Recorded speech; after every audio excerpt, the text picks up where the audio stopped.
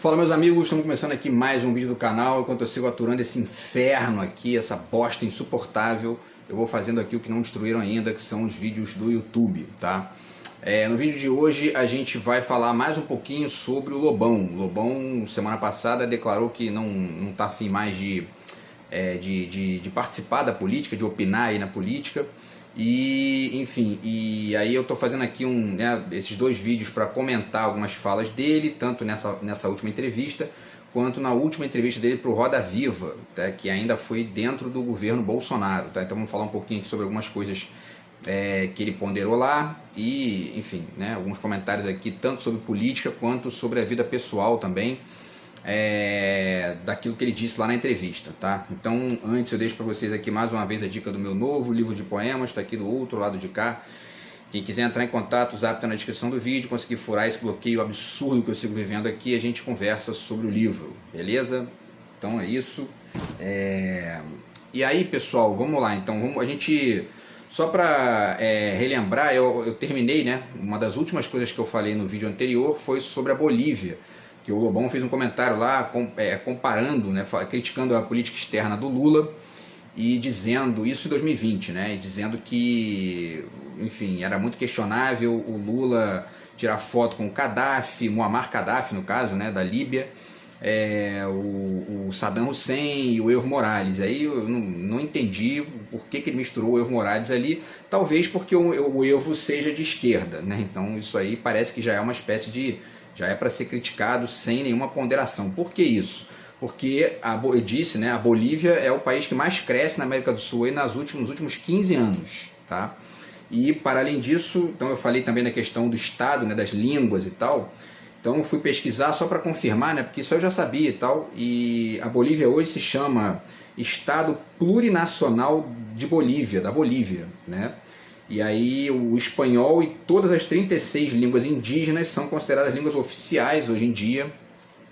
Quer dizer, a movimentação é bacana, interessante dele no sentido mesmo de inclusão e ao mesmo tempo de participação mais ampla, até porque a maioria da população boliviana é indígena e sempre ficou alijada aí, tanto pelas ditaduras quanto por aquele período neoliberal ali, né, da década de 90, que acabou ferrando todo mundo aqui na América Latina. Tá? Então, quer dizer, são 62% de indígenas, 40% deles falam línguas indígenas, tá? E desses 62, 30% são quichuas e 25% são aimarás, que são duas tribos, né, as mais numerosas lá da Bolívia. Quer dizer, as duas juntas dão mais da metade do país, tá? E aí, para finalizar, a Bolívia então tem crescido a uma média de 5% ao ano há quase 15 anos. Mais do que Estados Unidos, mais do que a América Latina. Teve ano aí da Bolívia crescer 4% e a América Latina 0,9%. Quer dizer, né, isso numa frequência aí, tá? Tem algumas questões aí, porque são muito dependentes do gás, né, e tudo mais, quer dizer, essa coisa dessa economia primária e tal, mas enfim, é isso, né, um país que está aí saindo de um período de ditadura, também de um período neoliberal, e esse tipo de lógica, tanto as ditaduras, que na América Latina sempre são de direita, quase sempre, né? Salvo uma exceção ou outra, quase sempre são de direita. E os movimentos neoliberais impedem ali um crescimento do país de maneira mais ampla. Tá? Então, enfim, vamos aguardar aí, porque para ver se a Bolívia vai continuar nesse processo de crescimento. E aí, para a gente voltar aqui para a questão do Lobão, né, ele então falou da admiração dele pelo Caetano, pelo Chico, pelo Gilberto Gil, e as críticas que ele recebeu, porque ele fez uma carta, né? Eu fui ver a carta lá, eu não lembro agora o ano da carta, mas enfim, fez uma carta pedindo desculpas ao Caetano, ao Gil e ao Chico Buarque, porque houve uma série de discussões aí públicas por conta da questão do Lula, da Dilma. Acho que foi 2016 o ano que ele escreveu essa carta. Foram duas cartas, na verdade, né? E aí tinha essa questão, porque ele estava ali no barato de criticar o PT, criticar a esquerda, e o Caetano, o Gil e o Chico são figuras mais ligadas ao Lula, à esquerda e tudo mais. Até mesmo ao Ciro Gomes, o Caetano também já fez aí, campanha e já declarou voto no Ciro Gomes também. Então, enfim, aí tem essa discussão aí entre os dois. A questão é que eu fui ler a carta, né, e tal, e o Lobão, por um lado, ele faz elogios, né, à poética do Chico, do Caetano, do Gil, e as críticas que ele faz são basicamente ao posicionamento político deles, e numa de tipo assim, ó, vocês estão ignorando, né, a corrupção bizarra que está acontecendo no país. E o dado concreto, nesse particular específico, é o seguinte: a gente que é de esquerda, eu não posso falar por todo mundo, eu não posso falar pelo Caetano, pelo Gil, pelo Chico Buarque, mas a maioria das pessoas que são de esquerda e conhecem esse tipo de processos sacaram rápido que era golpe. Rápido, assim. Tanto é que, quando é que eu saquei que era golpe? Né? Logo no início, eu fiz até vídeo aqui falando sobre isso, a questão das manifestações, quando começaram a ser cooptadas, o discurso começou a se deslocar para o impeachment e etc e tal, aquela coisa do Aécio Neves indo para lá e tal. Mas enfim, durante o processo você vai percebendo, eu assisti algumas, em 2016 mesmo, algumas sessões lá do processo de impeachment da Dilma, uma farsa assim, né? Não adiantava argumentar porque o Congresso estava definido a tirar ela, independente de crime de responsabilidade ou não e tudo mais. Por quê? Primeiro porque ela estava, né, num processo ali eu já fiz vídeo aqui sobre isso, né? Posso deixar até os links aqui para vocês. Mas o fato concreto é que o combate à corrupção naquele momento estava respingando em um monte de gente, né? E aí tem até o famoso áudio do Romero Jucá dizendo, ó, tem que acabar com isso aí, né? Porque, enfim, né? Tem que fechar um acordão com o STF.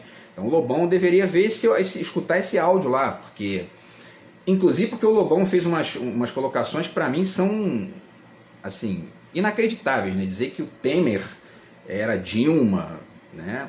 É muito fácil perceber que o Temer nunca foi Dilma, né? Um exemplo muito, o principal elemento que pode ajudar a entender isso é a conexão do Temer com o PSDB. A Dilma venceu o Aécio Neves do PSDB, portanto, né, eles eram adversários, eram e sempre foram.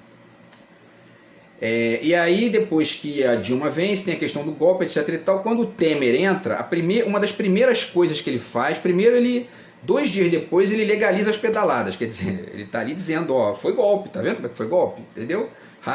Né? E aí, pouco tempo depois, ele escolhe para presidente da Petrobras um cara chamado Pedro Parente, que era do PSDB do Aécio, que era adversário da Dilma, que jamais faria parte de qualquer governo do PT.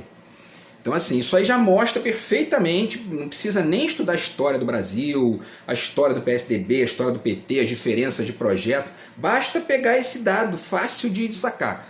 É só perguntar para a Dilma se ela algum dia na vida dela escolheria o Pedro Parente para ser presidente da Petrobras. Jamais escolheria.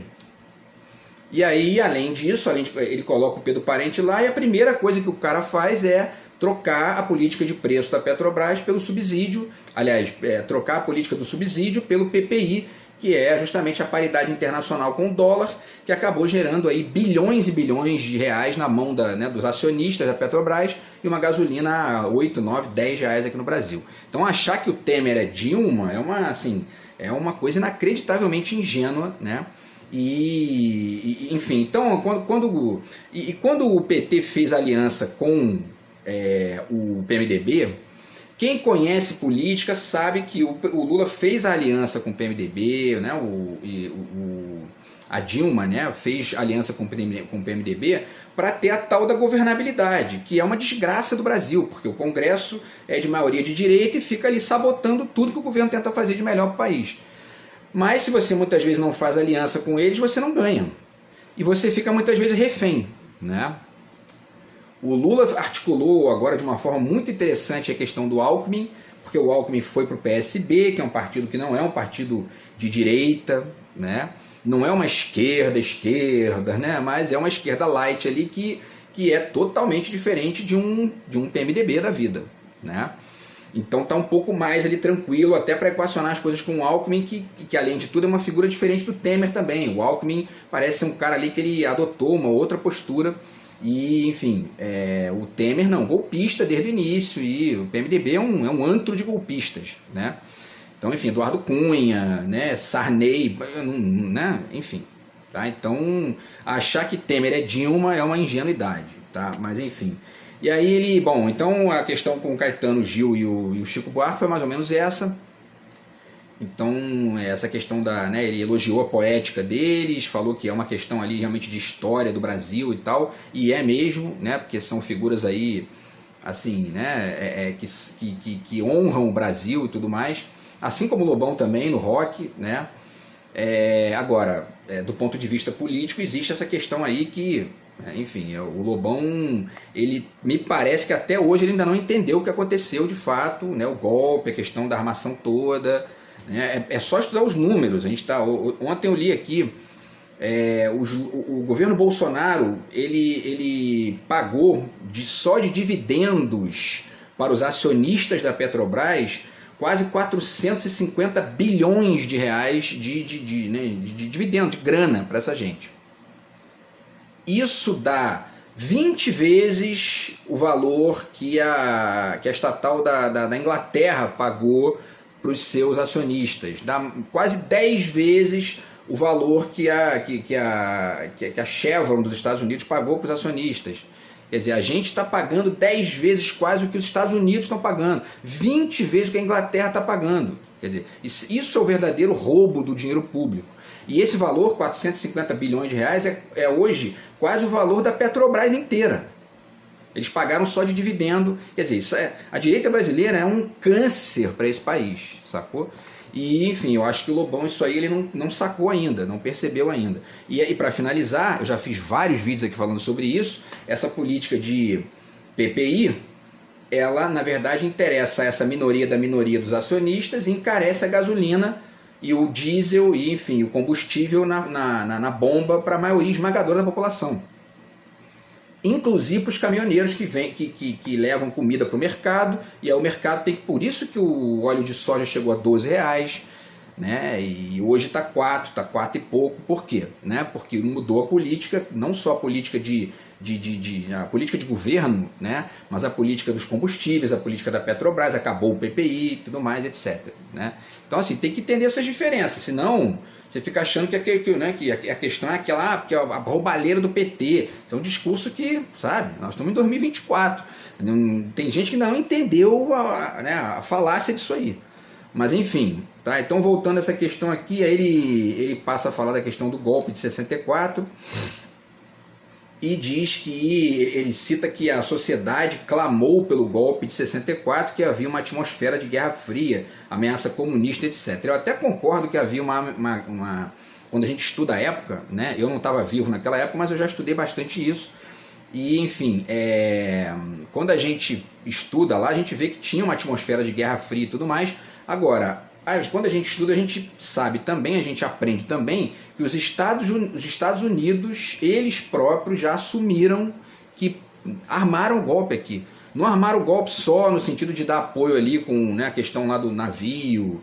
Eles armaram o golpe anos antes. Eles mandaram para cá o tal do Lincoln Gordon, que era o... tem um documentário aí, o Dia que Durou 21 Anos, eles divulgam os documentos depois. O Darcy Ribeiro comenta isso no livro dele ali. O problema de conspirar com os Estados Unidos é que eles depois divulgam os documentos. Estão nem aí para isso, né? Eles não vão sofrer nada mesmo, porque eles têm bomba atômica, são o maior exército do mundo. Então, assim, vocês aí, capachos, que se virem para justificar isso aí. A gente está cagando. Daqui a pouco a gente pega outro capacho, um Bolsonaro da vida, e continua, entendeu? Então, assim, é só assistir o documentário lá, O Dia que Durou 21 Anos. Tá tudo ali, bonitinho, as conversas de telefone, tá tudo divulgado, sabe? Então, enfim, e aí parte disso aí tinha um instituto chamado IPES, que eles colocaram lá, enfim, né, colocavam filmes no cinema, nas pracinhas, para poder demonizar o comunismo na cabeça das pessoas. Então, dizer que havia um clamor popular é, ao mesmo tempo, ignorar que muitas vezes o clamor popular é resultado, né, de toda uma armação ali para poder criar um medo nas pessoas que não existe. Né? Foi exatamente isso que elegeu o Bolsonaro, na verdade. Né? Com as diferenças de época aí, mas foi a mesmíssima lógica, a mesmíssima estratégia. Que é isso? É criar um inimigo fictício, um inimigo, ou melhor dizendo, né, um inimigo mentiroso que não existe. E, enfim, né, e aí você começa a botar medo, que vai ter ditadura, bababá, e no final das contas quem faz ditadura são eles. Né? Enfim, e aí ele passou depois a falar da questão de que existe uma semelhança, existia naquela época ali uma semelhança curiosa entre ele e o Bolsonaro, porque os dois são provocativos e geram ódio, etc. e tal. A entrevistadora perguntou, né, dizendo que na verdade o Lobão é um esteta e o outro é um cara primário, né, e tudo mais. Enfim, e é exatamente isso. Isso é uma coisa, na verdade, que engana muita gente no Bolsonaro, né? O Bolsonaro, como ele é um cara meio rude, né, para usar uma palavra aqui até leve para ele, né, porque na verdade é uma besta, mas enfim, como ele é um cara rude, fica parecendo que ele é rebelde, que ele é um cara que luta contra o sistema, tem essa ideia patética aí que, assim, né, é um negócio inacreditável, mas enfim. Então por quê? Porque você ficar gritando, esbravejando, né, se a pessoa não analisa, não avalia, não reflete, não pensa sobre, né, o que está estruturando a tua rebeldia, fica uma coisa ali, ó, tá vendo? O cara fala o que pensa e blá blá blá, e às vezes não tá falando porcaria nenhuma, mas enfim, como ele tá ali naquela revolta, fica parecendo que ele tem alguma coisa a dizer e que ele é alguém contra alguma coisa, né? E na verdade o Bolsonaro, né, é aquilo, já anda e fala, né, um milagre da natureza, enfim, e tem gente que ainda acha que tem algum tipo de rebeldia ali naquela figura ali, né?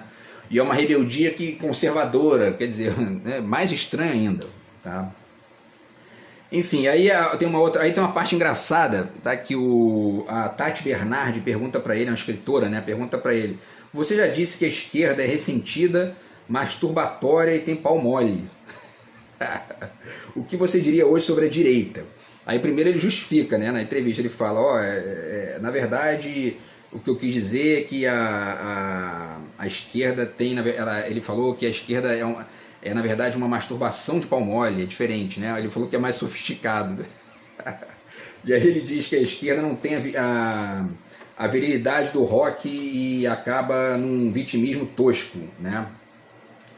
E aí ele fala que o intelectual de esquerda é o campeão da punheta de pau mole, e fala que porque fica falando de imperialismo e isso é uma atitude mórbida e tudo mais. Bom, em relação ao rock and roll, eu concordo em parte com isso, porque realmente o rock and roll é um som mais, enfim, né, mais pauleira, mais radical do que, por exemplo, as músicas do Caetano, do Gil, do Chico, né, que são mais ali leves e tudo mais, tá? Então já tem provocação de baixo nível aqui do Animal aqui, que ele já está sabotando a minha vida aqui, ele fica escutando aqui, eles estão cometendo crime contra mim aqui todo dia e vomitando provocação aqui fora. Eu tô aturando esses bandidos há anos aqui, me perturbando e enchendo meu saco.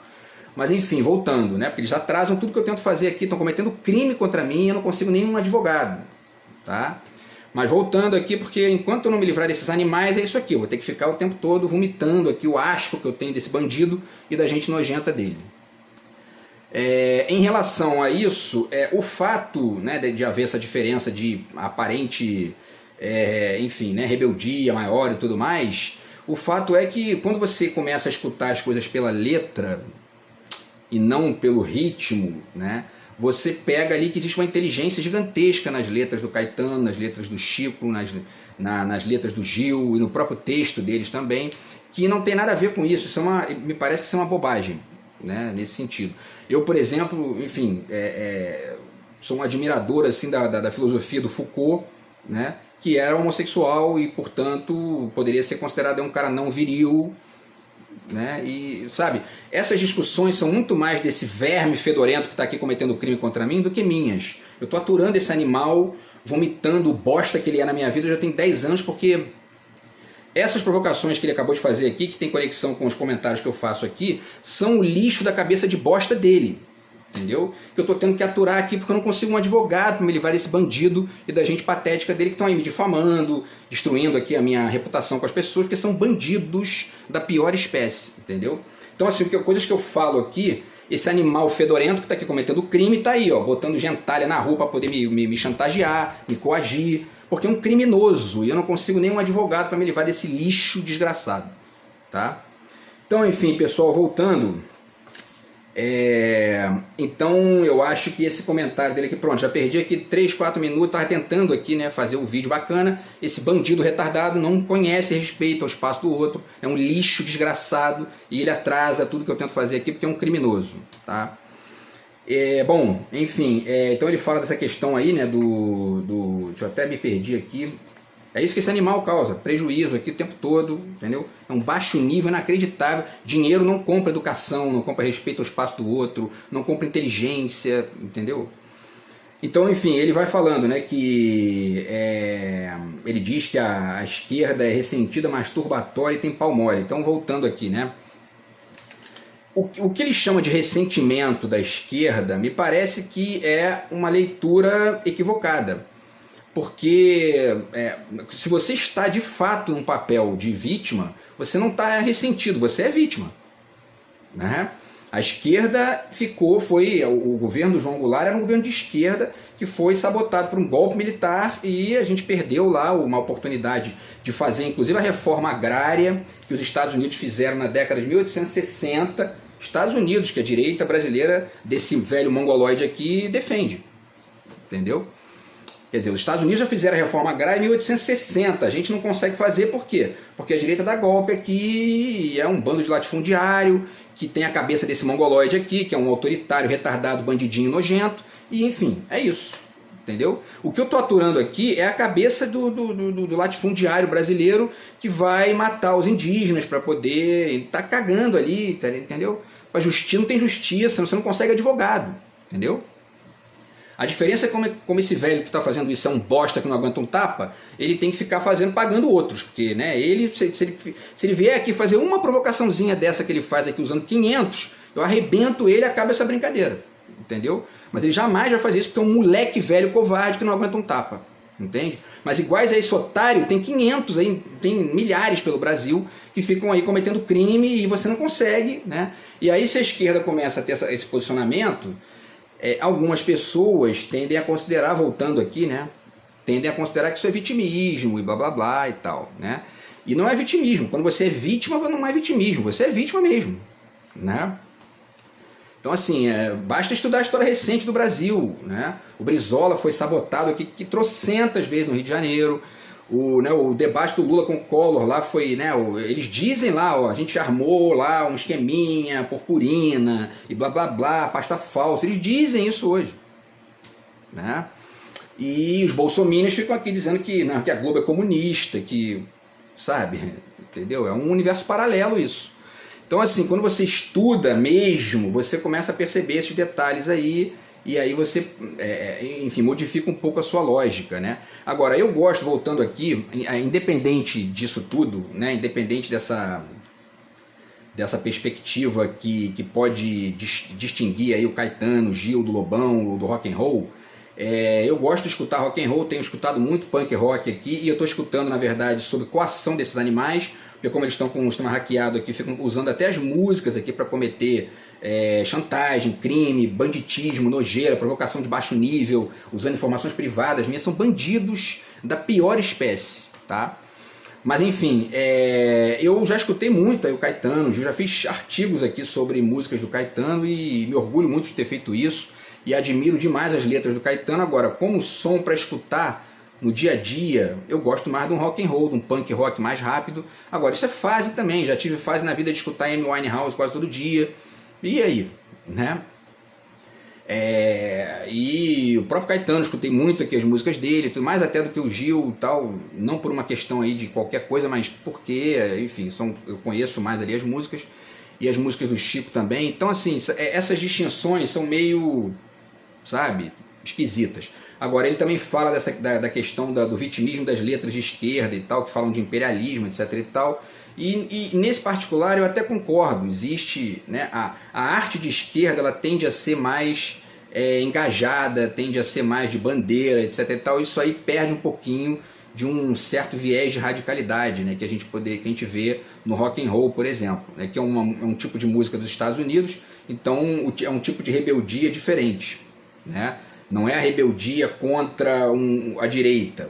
Os Estados Unidos não tem esquerda, né? Então a rebeldia deles lá é uma outra rebeldia. Então, você pega, por exemplo, uma música do Green Day, que se chama Minority, né? Que é uma letra que eu acho que reflete bem essa questão, porque ele diz lá, né? A gente quer ser minoria, a gente não quer ser maioria, a gente quer, né? a perspectiva da posição contra o sistema, né, do rock dos Estados Unidos, por exemplo, não é igual à ideia de ser contra o sistema no Brasil. Existe uma diferença óbvia aí, né? E lá isso fica talvez ali mais alocado no comportamento e até às vezes numa crítica ao Estado, que é uma crítica muito mais ao caráter oficial do Estado do que propriamente ao projeto, porque eles não têm lá basicamente uma divergência de projeto significativa como existe aqui no Brasil, né? Gente que quer um Estado atuante, gente que quer um Estado mínimo. Lá não existe isso, né? Lá o democrata ganha, ele investe no Estado, o republicano ganha, eles investem no Estado, não tem essa, tá? Não tem essa direita estúpida que a gente tem no Brasil aqui, tá? Enfim, então pessoal, tudo isso aí para ponderar isso aqui, e obviamente eu vou ter que fazer mais um vídeo porque esses animais atrapalham aqui, geram isso aqui, ó, né? Raiva, geram, né, eu tô aqui aturando esses vermes, sabotando as minhas amizades, aqui, poluindo a minha vida com o lixo que eles são, com as associações de baixo nível, com a intromissão na minha vida privada, crime todo dia. Então isso vai, sabe, vai atrapalhando os vídeos. A única coisa que eu tô conseguindo fazer aqui são os vídeos do YouTube, porque esses bandidos estão sabotando tudo que eu tento fazer na minha vida, tá? Então, enfim, vou fazer mais um vídeo aí para poder finalizar essas reflexões e vou tentar aqui falar de mais uma coisa ou outra aqui no vídeo de hoje, tá? Vamos lá, pera aí, deixa eu ver aqui que eu já me perdi. E aí tem um outro detalhe ainda, vou finalizar continuando essa comparação aqui.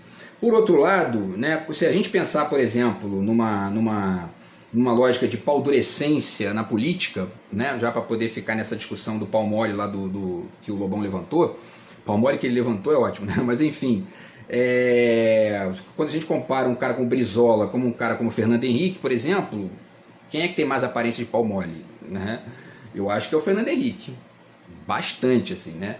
Enfim, e de maneira geral na política, né, a gente tem figuras que são proativas no sentido de ter reunião aí do Lula, que o Lula tá, né, naquela reunião, não sei se é da Unasul, eu acho, na época lá que ainda queriam fazer a tal da ALCA, e o Bush lá, que era, né, aquele bandidão dos Estados Unidos, que fez 2 guerras aí que não foram aprovadas pela ONU, matou um monte de gente lá, sujeito Texas, né, enfim, que é um lugar que tem Ku Klux Klan, e sentou lá, falou de igual para igual, falou, ó, a gente já achou aqui no Brasil que era bom para os Estados Unidos, é bom para o Brasil, e não é mais assim.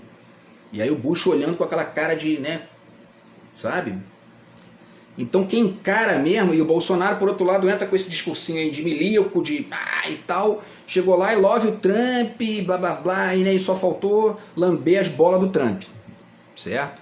Então, e para além disso, quando a gente analisa, quando a gente reflete, quando a gente pensa sobre a política econômica do governo, a política econômica da direita brasileira é assim, abrir as pernas para os Estados Unidos e passar vaselina, vem com tudo.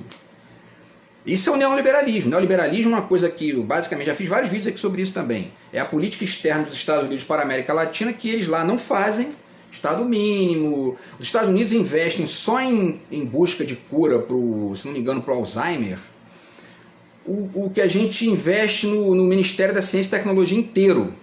Mas eles querem que a gente tenha Estado mínimo. Certo? Então, enfim, e a direita brasileira é o braço deles aqui, né, para poder continuar com isso aí, com essa tese, né, estúpida e que atrasa a nossa vida aqui, tá? Então, quer dizer, né, é o caso de pensar isso aí. E aí, enfim, né, e até mesmo se a gente pensa na Dilma, por exemplo, a Dilma teve uma postura muito mais proativa, para não ficar nessa discussão aí de pau mole, pau duro, que isso aí, né, é uma discussão até que eu nem tenho, isso é discussão baixo nível desse retardado lá. Então, enfim, não do Lobão, né, mas desse bosta aqui que tá vomitando ódio na minha vida aqui. Então, enfim, mas a Dilma teve uma postura muito mais proativa de chegar pro, o Obama, né, enfim, hackeou a gente aqui, como é que é? Que papo é esse? Enquanto que o Serra do PSDB, que é a direita, estava prometendo empresas brasileiras, né? Tá aí o Wikileaks vazou isso aí para Chevron, claro, fica tranquilo, a gente ganhando aqui, a gente dá para vocês, tá? Ó, de perna aberta, tá bom? Então, enfim, isso é uma, sabe, né? O que é exatamente essa postura aí? É legal entender essas diferenças entre a direita e a esquerda no Brasil para poder comentar essas questões, né? Então, pessoal, tem mais coisa aqui para falar. Vou ter que fazer mais um vídeo por culpa desse lixo aqui, né? Que fica enchendo o saco aqui, vomitando ódio na minha vida e bosta. E aí eu tento fazer um vídeo aqui para depois de amanhã, para comentar o restante aqui da entrevista do Lobão, tá bom? Grande abraço aí, tamo junto. Fui.